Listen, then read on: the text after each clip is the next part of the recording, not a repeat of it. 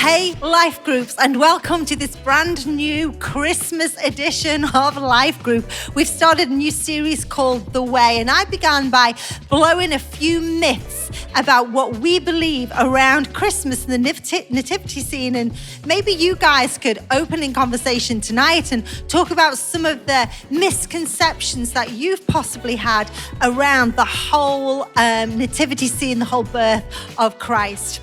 What was fascinating about the birth is that it was prophesied about 700 years earlier by Isaiah, who called him Wonderful, Counselor, Mighty God, Everlasting Father, and Prince of Peace. We broke all of these down and we began to explore how wonderful meant that he was miraculous, that this type of ministry this child would have, this man would have, had never been heard of before upon the earth. And if you are in need of a miracle, he's the miraculous God.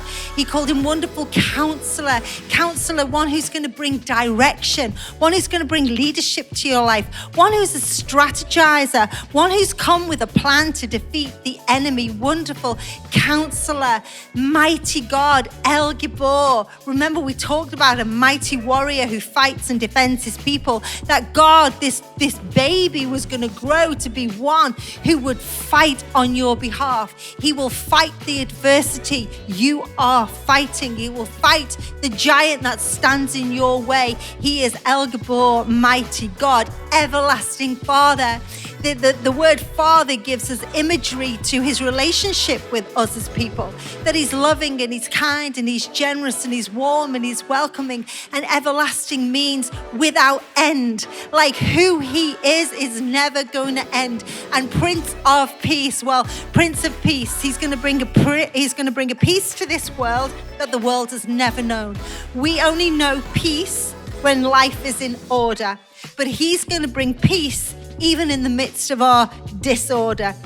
And so the peace that comes with Jesus is a peace that transcends all understanding. It's not of this world, it's unique and it is different. But what we looked at in the story was the very reason why Jesus had to come as a baby. And we went back to school. We went to Bible class on Sunday, right? Because I took you all the way back to the book of Genesis so that we could understand something that happened in the Garden of Eden that was relevant to what was happening at the birth of Christ. We understood that when God created man, he made us in his image and his likeness, and he gave us, mankind, rulership and leadership of this earth. But the serpent came alongside them. Satan got alongside them and began to speak to them, and they allowed the forces of evil to influence them. And when they acted upon what the serpent had said, that meant that they'd handed over their dominion to him. It was like they'd just given him the keys to everything that they had been given authority over. That is why we have lost governorship of this earth, this world, and it has been handed over to the enemy. And so when that happened, it meant that man was now separated from God. But before man was banished from the garden, do you remember God has a conversation with Eve and the serpent? He has a conversation with Eve and Satan. And in essence, what he says to Satan is, I'm going to put enmity between you and the woman, and from now on, she will bruise your heel and he will crush your head. In other words, there is going to come one from her and through her who is going to defeat you. He's going to crush your head.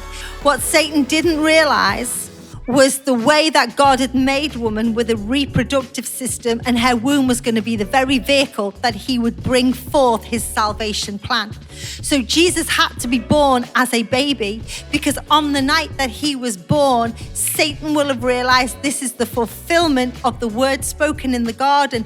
This is the Savior child. This is the one who's going to crush my head. And so when we look at the stories, we can see that they're not separated, but they are all interlinked together. And on that night, the enemy would have known there is a child who has been born. His name is Emmanuel. It means God with us, because no longer would God be separated from mankind, but he was going to be with us forevermore. And that though you may bruise his heel, when you nail him to that cross, when he walks out of that tomb, the undefeated, undeniable, resurrected King, he will crush your head. This is the God we serve. This is the true meaning of Christmas. One was born, Emmanuel. He is wonderful, Counselor, mighty God, everlasting Father, and Prince of Peace to your life and to my life. Have a great evening.